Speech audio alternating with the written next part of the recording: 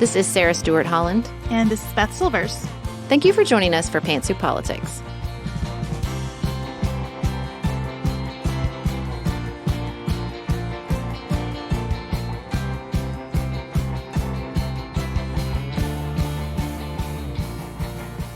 Hello, and welcome to Pantsuit Politics, where we take a different approach to the news. It's Beth here for the last week of our summer schedule. It's flown by.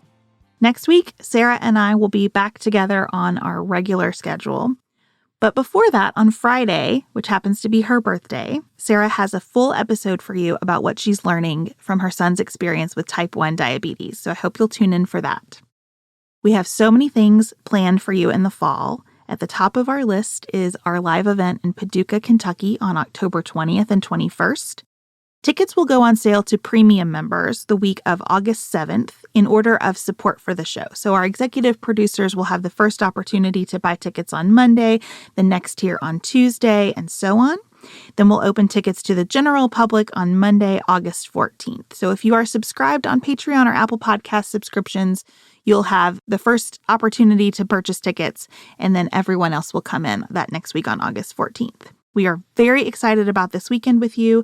You can find much more information about what it will entail on our website, which we've also linked in the show notes. As I am recording at 12:50 p.m. Eastern Time on Monday, July 24th, I can feel the American news media holding its breath, wondering whether Special Counsel Jack Smith will indict former President Donald Trump again today, tomorrow, soon, ever, and how that potential second indictment will impact his run for the Republican Party's presidential nomination.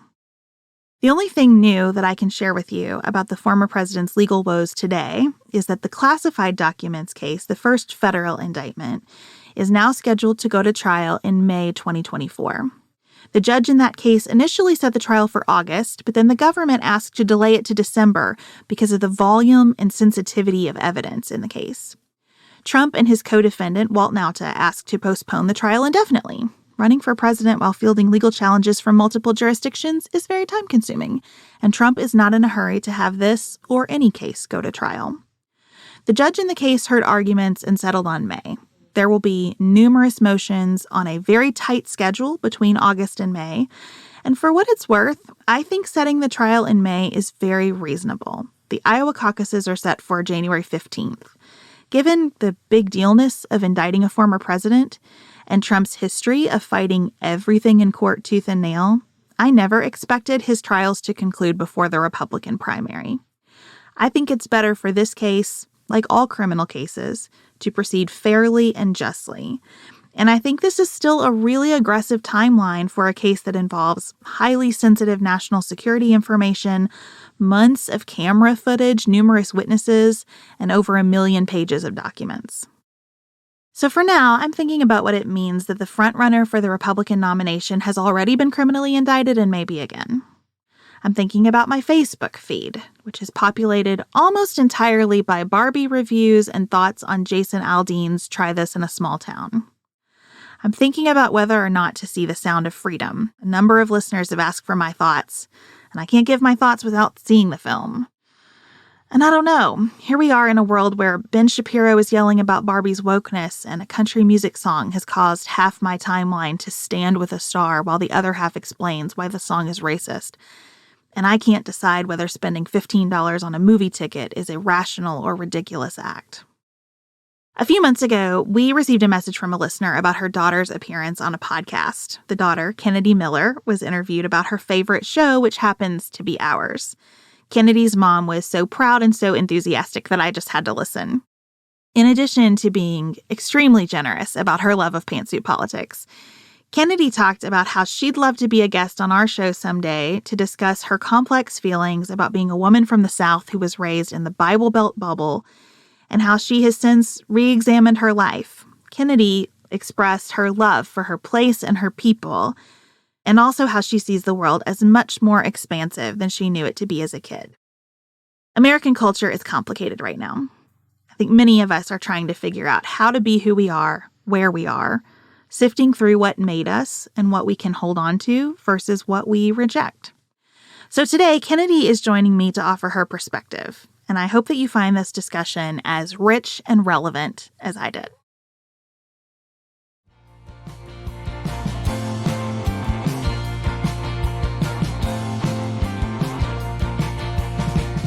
Kennedy, I'm so happy that you're here today. I would love for you to just take a minute and introduce yourself to all of our listeners. Yes, of course. First of all, I just want to say that I've been listening to Pantsuit Politics for almost 6 years now, since I was a freshman in college.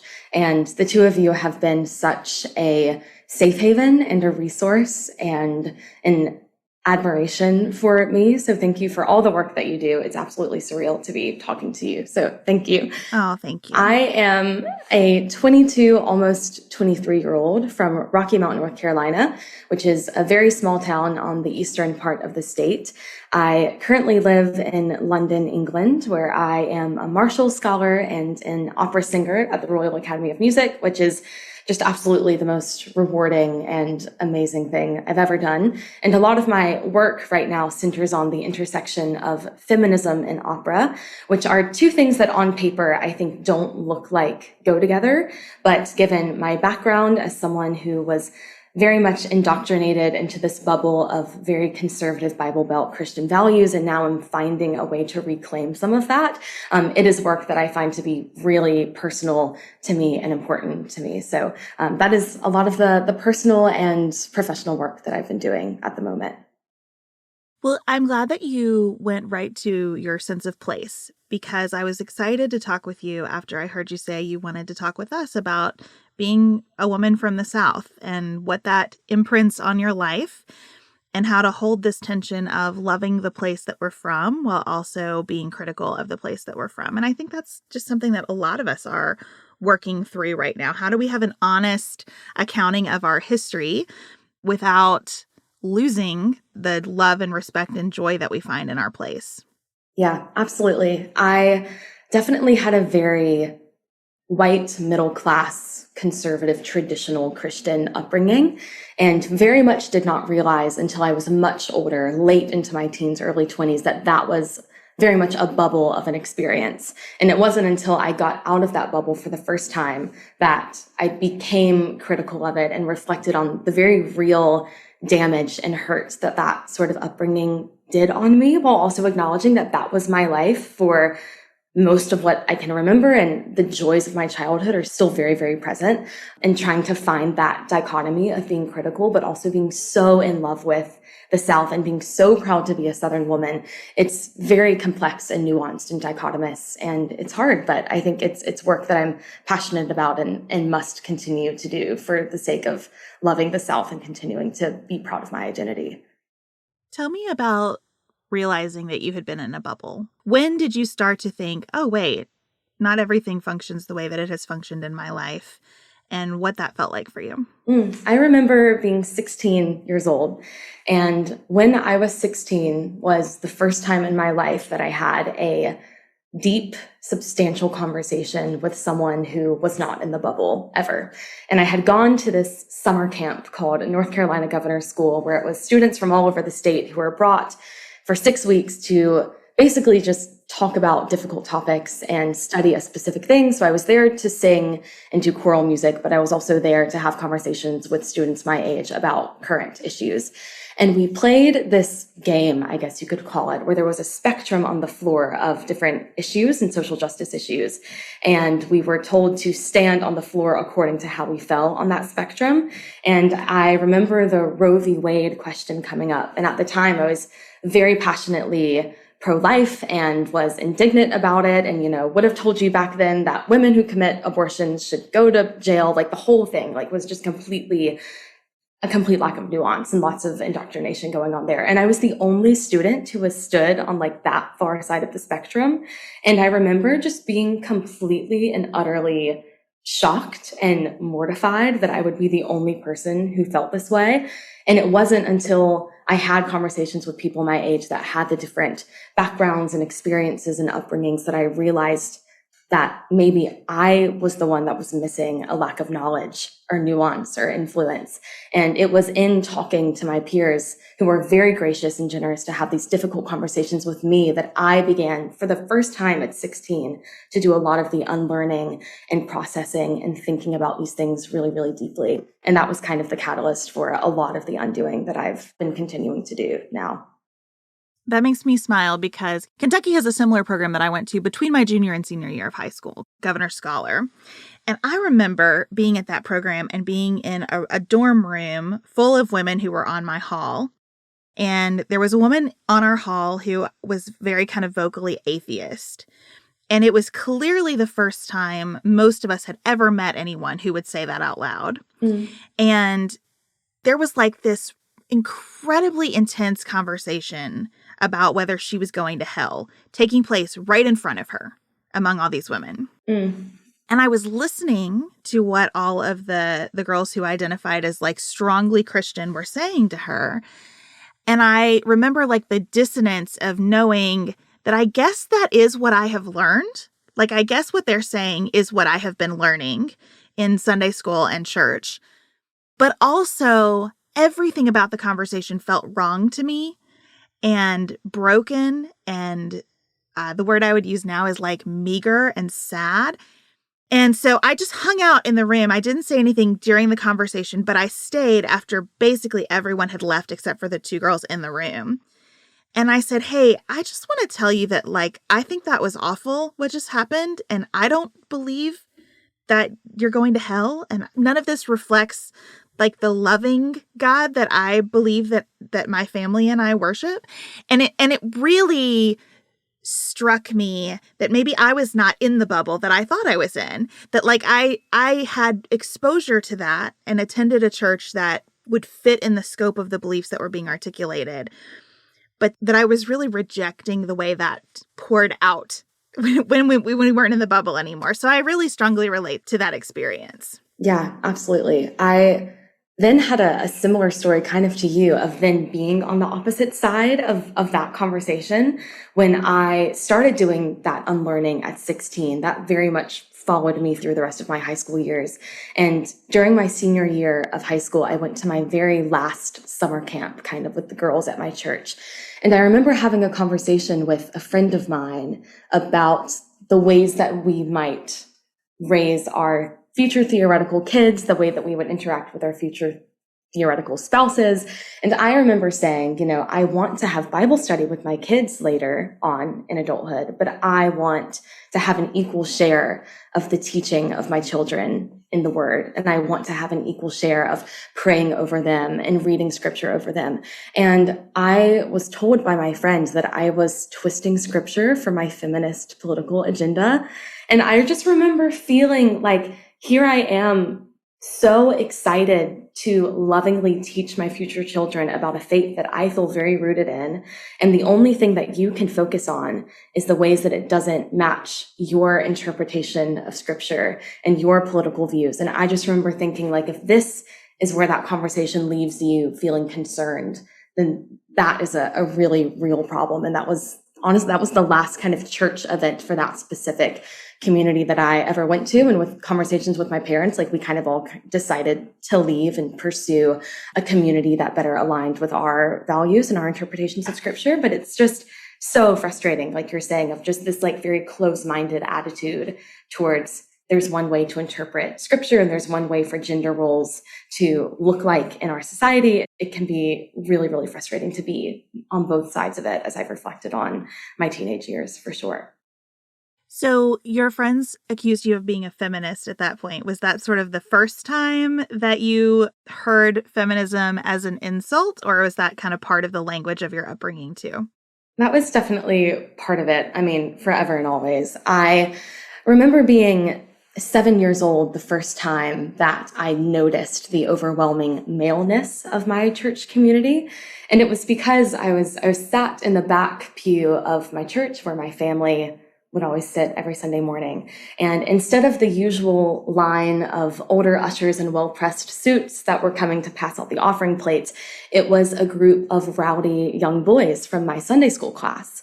And I completely freaked out as a 7-year-old because I thought that there had been some sort of administrative error, that my parents forgot to respond to an email, and that I was left out of this really special opportunity to stand up in front of my church and to serve in this way. I was always a very ambitious, well-behaved child who loved opportunities like that. It's no wonder that I'm a singer now. It kind of all makes sense.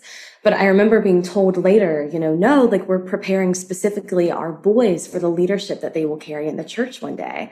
And you are not allowed to be part of that.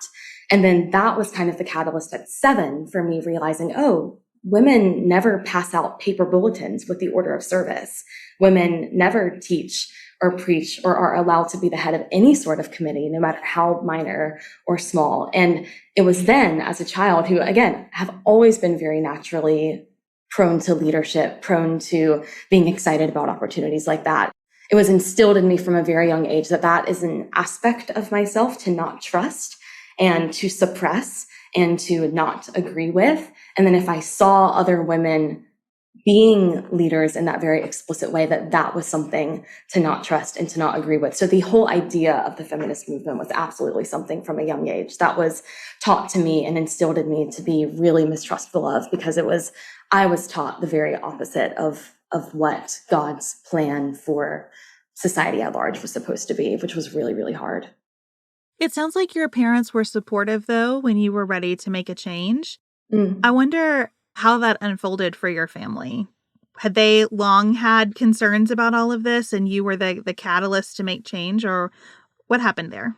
Yeah, I mean, to be honest, again, it wasn't until later that I started critically thinking about all of these things. I existed in that bubble and agreed with it and often felt the guilt and the shame and the hurt, but just thought that was part of it and that was okay. And my mother was born and raised in that same church. My dad didn't start going to church until he married my mom, so that was his first religious experience.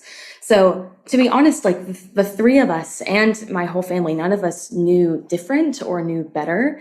And it wasn't until they really saw the effects it was having on me as a later teenager, and as they started to critically think about, well, this happened and that wasn't quite right and that didn't really align with our values, that we decided as a family that it was appropriate to leave. But to be honest, they have been just the best support system in all of that. I mean, we still have very different interpretations of scripture in certain ways, but my family, they are so open-minded and so generous and so willing to have really deep conversations with me about things that are really difficult that I still struggle with in regards to my faith. And I just couldn't love them more for all of their support and ability to be generous in the ways that they think critically about these things as well.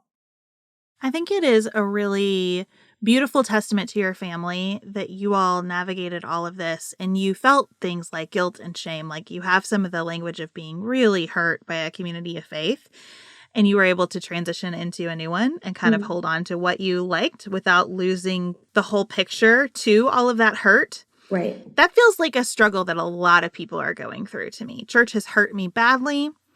I know there is some good in it that I would love to have back in my life, but I don't know how to have the good without the bad. And it seems like you all have held that really well. And I wonder if that is a model for how you think about being Southern, too.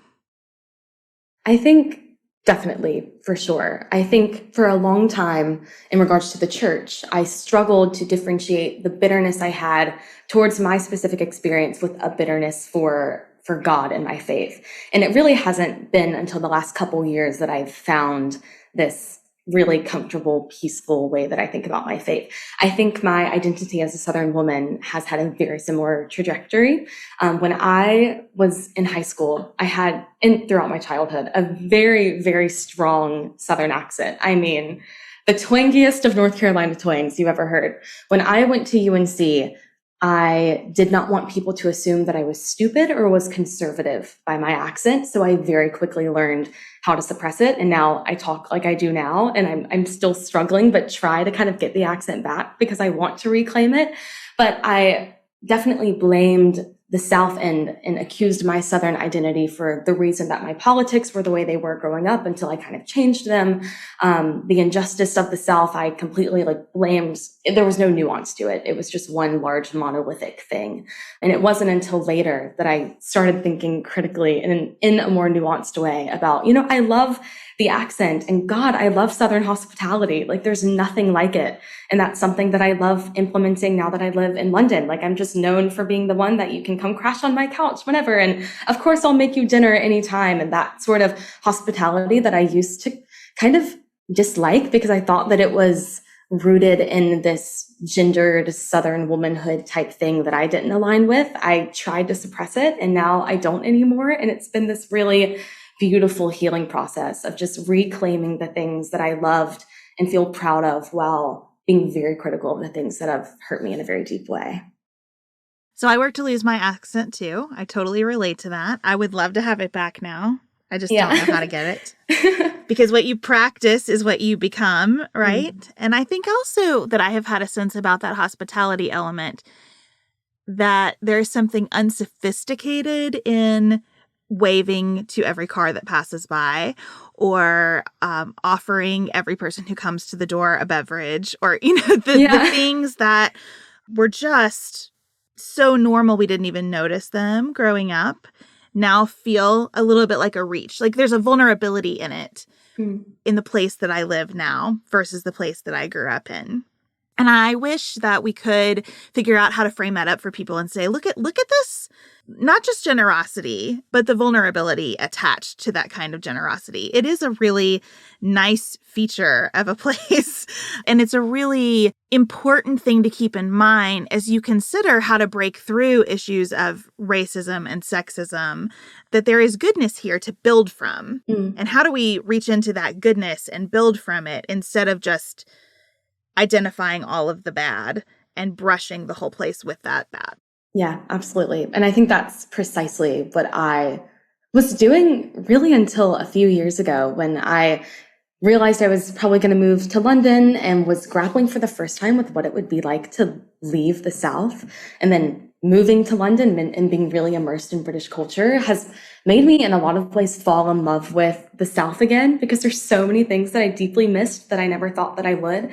And a lot of it is that kind of like messiness you talk about. Like I love just going to my friends' houses and, of course, people try to make their homes presentable in a certain way, but there's no like tension about like everything has to be really perfect and I have to like make sure that this is spotless and that I have like this food prepared just right. But it's just like, come as you are and like exist in my place as it is. And let's just like exist in our innate, like messy, complex humanness together in this messy, complex space. And I absolutely adore that. And that's something that I want to always keep with me as I continue to move around and maybe live in London for longer. I think it's something I always want to have with me because it's really special and I think unique to the South as well.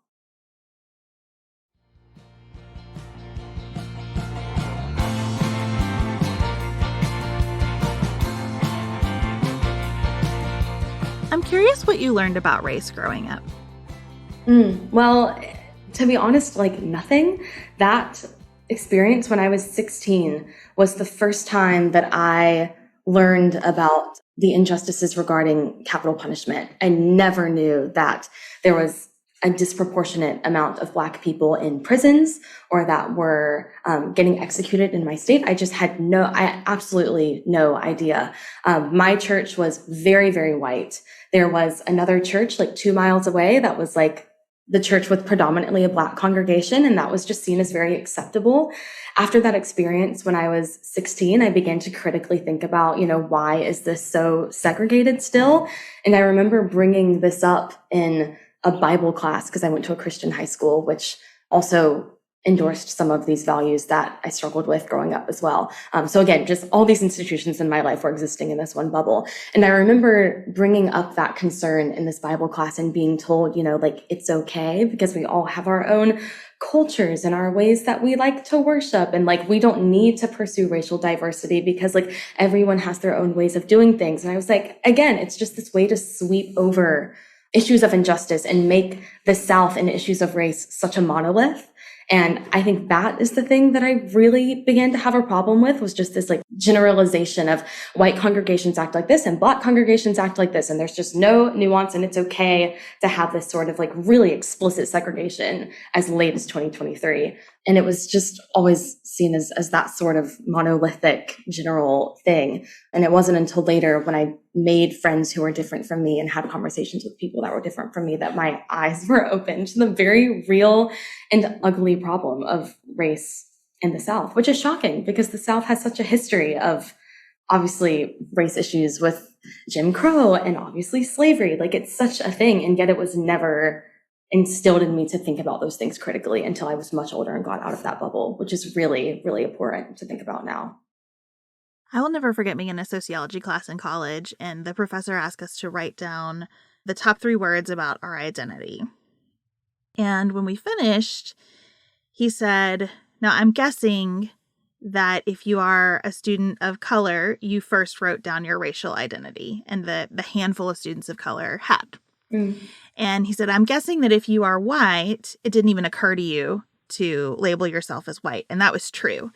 And it was true for all of us. And he said, that is privilege. Mm. So that's what you need to understand about yourself, that you don't even consider your race. You don't have to think about it. And that really landed with me, especially when he said, now I'm guessing that all of the women students put women down. Like if you are a white woman, I bet woman went down as your first word. And I bet if you are a man, it didn't occur to you to write that down. That is another form of privilege. And he just kind of took us through this exercise. It was non-judgmental. It wasn't unkind in any way. In fact, I think it was just a really generous way of explaining, like, through what filters does the world see you? And how should you understand that in relation to how other people understand the filters that the world sees them through? It was just a really transformative experience for me. And it landed with me for the first time that so many aspects of how I grew up I never examined in any meaningful way because no one had put that type of question in front of me.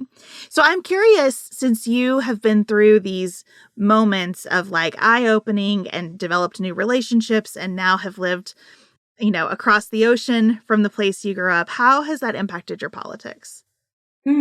I am so much more, again, I think just nuance is the best word that I can use. Like growing up in the South, and having just this, my community told me to believe this, and so I chose to believe it.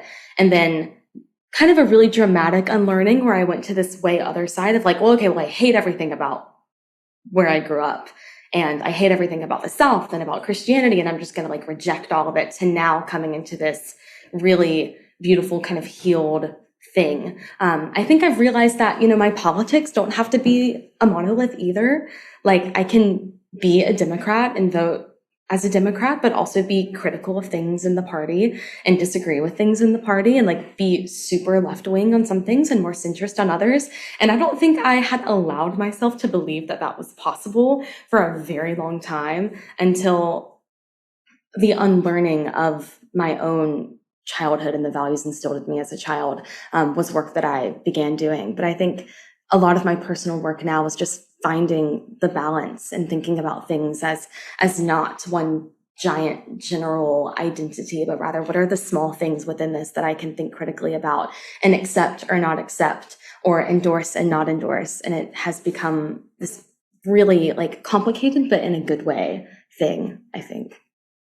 Well, I feel like allowing for that kind of complexity indicates that you feel a sense of agency. And I feel like coming out of high control religious spaces, purity culture, the rigidity that some of that Southern hospitality can also lead to, feeling that sense of agency is a big deal and is a lot of growth to have experienced by your early 20s.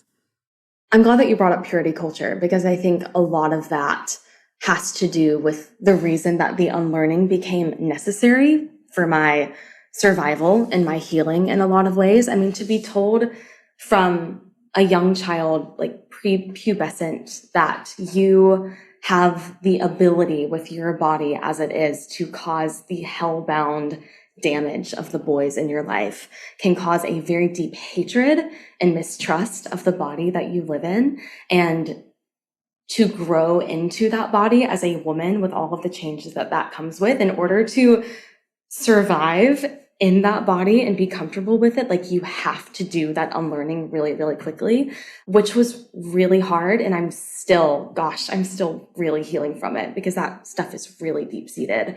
But on the good side, it's allowed me to think about all of these things critically from a very young age, which has been a really good thing for my identity at large, I think.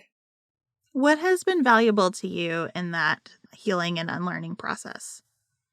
I definitely think it is just immersing myself into communities of really strong, passionate women who are also very different from me, but also very similar to me in a lot of ways.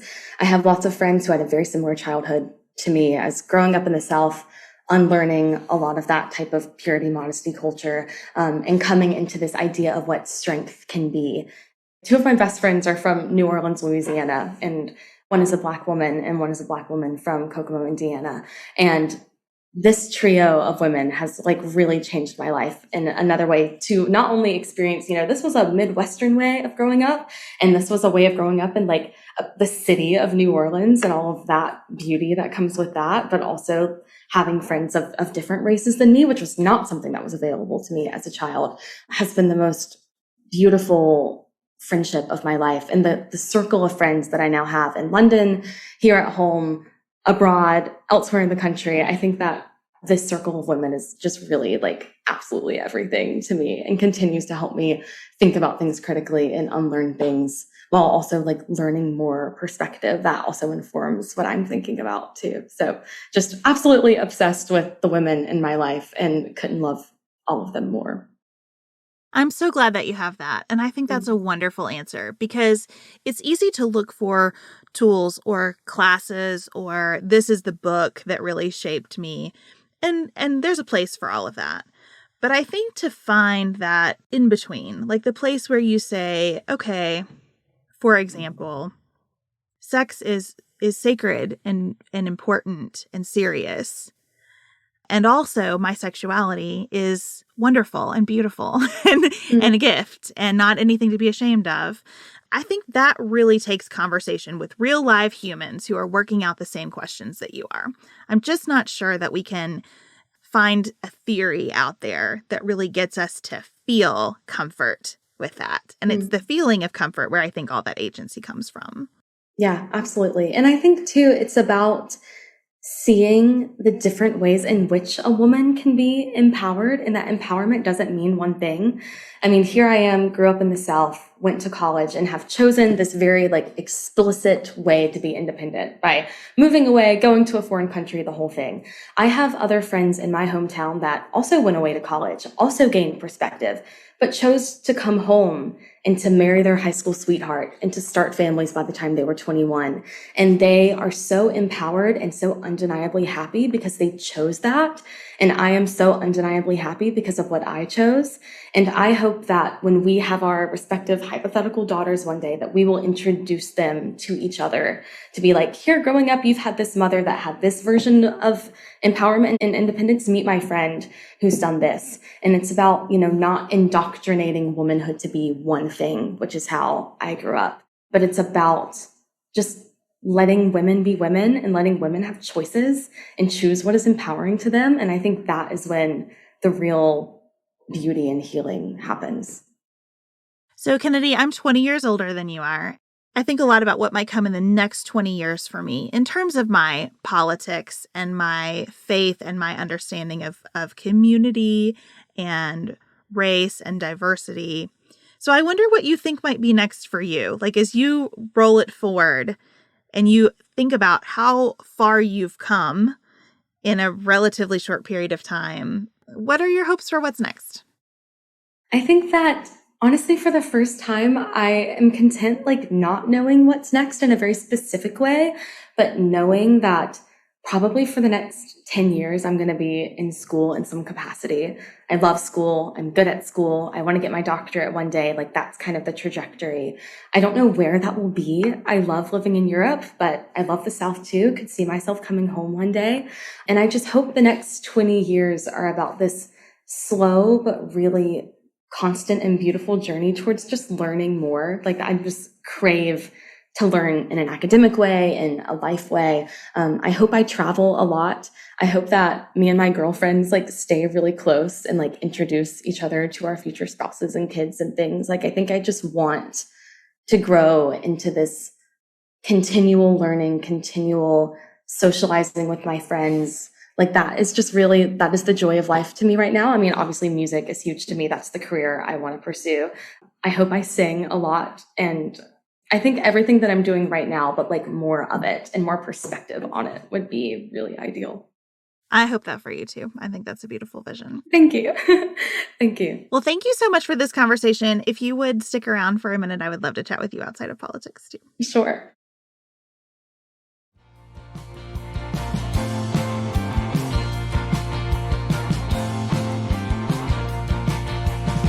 We always end our show talking about something outside of politics. And Kennedy, I want to hear about moving to London and singing opera.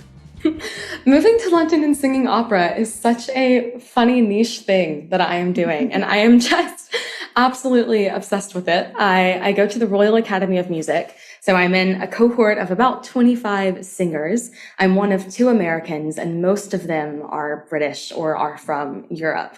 And getting to know like the funny cultural differences between the Brits and between, my upbringing has been like absolutely hilarious. Like they love to make fun of my accent and vice versa. Like there's just lots and lots of banter going on. And then just the school experience of the British Conservatoire, coming from a giant public liberal arts university like UNC into a tiny British Conservatoire, has also been a really interesting and hard transition. I don't think I realized how much I relied on academic validation to get me through on days when I thought my singing wasn't going great until I moved to London, and all I do all day is sing for hours and hours and hours. And I don't have essays anymore to like make me feel good on the days when I might have a bad voice day. So it's just been a really big transition, but in a really beautiful, beautiful way. I want to know how you continue to love singing when it is your professional focus. So I went to college intending to major in voice. And when I was taking voice lessons that first year, I was really struggling with tongue tension. Looking back, that feels very obvious to me. I think I was struggling with tension all around. I think I was one big ball of tension. But I remember like being in a practice room, looking in a mirror, like just staring at my tongue, thinking like, relax, which, is very helpful. So I realized this is not fun for me. Like, I want to enjoy music, and I don't know if I can enjoy it if I am trying to be really good at it. Have you ever had that experience, or has it just been a joy all along? Oh, it is so hard. Like that is the constant struggle, right? Is like recognizing that singing is such a technical and anatomical craft. Like just like I deal with tongue tension too, but mine is really like a lot of like high ab breath tension. And on days when I'm stressed or haven't slept well enough, or like depending on what I ate, like the tension just shoots up and down. And sometimes there's no rhyme or reason. And just knowing that your voice exists in your body and is ruled by your body can be a very frustrating thing. But I think in a lot of ways now, what I root myself in is that I kind of tie my voice and my vocal identity to my womanhood in this way, that because my voice exists in my body and it is embedded into my anatomy, it cannot be replicated, and it is only mine, and no one else can touch it or tell me how to use it or how to nurture it or how to perform in any sort of ways. And like, it just gets to be mine. And for a long time growing up, feeling like my body wasn't always mine, like having a voice and using it in the way that I want to use it is so healing and empowering to know that this instrument is something that I just get to have, and like no one else even gets to look at it, and it just gets to be this like beautiful thing that I get to do. I think of that a lot, and on really bad, tough days, I'm just like, but remember like how much you're obsessed with the fact that your instrument is inside of you and is connected to the very breath that keeps you alive. And I think it's this very like ideological, philosophical thing that I kind of come back to, but it helps because a lot of what I do is so technical and so specific that I think rooting myself in the joy of kind of these ideologies and values about my voice has been really helpful. I love that. That makes me feel like we've made enormous generational progress, because I do think, I don't have regrets about my life. I love the life that I have. I wouldn't change any of it. Also, if I were writing a different version of my life, I would give myself yoga as a teenager so that I could feel my body. Like, I just think I didn't feel my body until my late 20s. And you can't sing if you don't feel your body. Like, right. You can't sing professionally for sure if you don't feel your body. And I just wish I could kind of, I wish I could have had that sooner in life, because now I do realize like, oh, all these things I was wrestling with it was because I was still in that mode of treating my body like a taxi for my brain. And it really was the essay writing that validated me, as you talked about, that I think, cut me off from the beauty of that internal resonance that your voice represents. So I'm thrilled for you. I'm delighted. Oh, great. Well, I hope that you've also, found a way to like be in love with singing still. And I hope that that's still a place in your life as well, because what a beautiful thing to be able to have and a gift to be able to have for yourself, but also share for other people too. Yeah. You know what? I really haven't, but I'm working on it. It is a priority for me in this decade. Well, tell me about living in London, going from North Carolina to London. What's that been like for you? Oh, it's been so fun. I mean, hard at first, right? Like any transition is, but living in a really big city and having access to public transportation, which is on time and can get me across the city in like less than 30 minutes, is crazy. And also like having access to opera and classical music in a like constant way, but also in a really accessible way. Like that's not something I had growing up in the South. We have North Carolina Opera in Raleigh and North Carolina Symphony, and there's really not much going on here. And you have to wait like a long time to kind of see those things play out. So having just constant and affordable access to classical music has made me fall even more in love with the art form than I already was. London is such a gorgeous and artsy city, and I'm completely in love with it. Like I just know it's a great place for me to be at this stage of my life in my early 20s. I've absolutely loved it. It's a great city. Tell me about your favorite performance that you've had so far. I, for the first time this year, have fallen in love with German art song. I never liked singing in German at UNC. I thought there were too many consonants. It like intimidated me on paper, but I am really passionate about performing works by female composers. There's a classical canon of lots and lots of men who wrote really good stuff, and I love singing their stuff, but a lot of them had like wives and sisters and peers who also wrote gorgeous stuff. So I'm really passionate about kind of going through the library and finding these pieces and singing them. And I have been singing a lot of German song by Clara Schumann, who was Robert Schumann's wife, and Fanny Mendelssohn-Hensel, who was Felix's sister, and Alma Mahler, who was Gustav Mahler's wife. So there are all these women who wrote these gorgeous, gorgeous songs. And I've just absolutely fallen in love with singing their music. So I've had a couple opportunities to sing a program of their songs in public. And that's been work that feels really aligned to my personal values, but also it's just gorgeous music. So I love singing it. That is awesome. Well, Kennedy, what a treat to talk with you. I am so happy that you mentioned that you'd love to be a guest on our show in that other interview and that you said yes to me. And I'm so honored that you listened to Sarah and I and have had us as a part of your life for these years. So thank you all around. Thank you so much. I am absolutely honored to be here, and I will never, ever stop talking about this to anyone ever. So thank you. And thank you both for the really important and hard work that you do. It is so appreciated by me and so many others in this really beautiful community. And so the work that you do it never goes unnoticed, and it's really important. So thank you for carrying on even when it's really hard. I am grateful that Kennedy agreed to join me on the show today. I'm grateful that all of you listened. Don't forget to save the date for our Paducah weekend on October 20th through 21st. We can't wait to see you there. Sarah will be back here with you on Friday. Until then, have the best week available to you.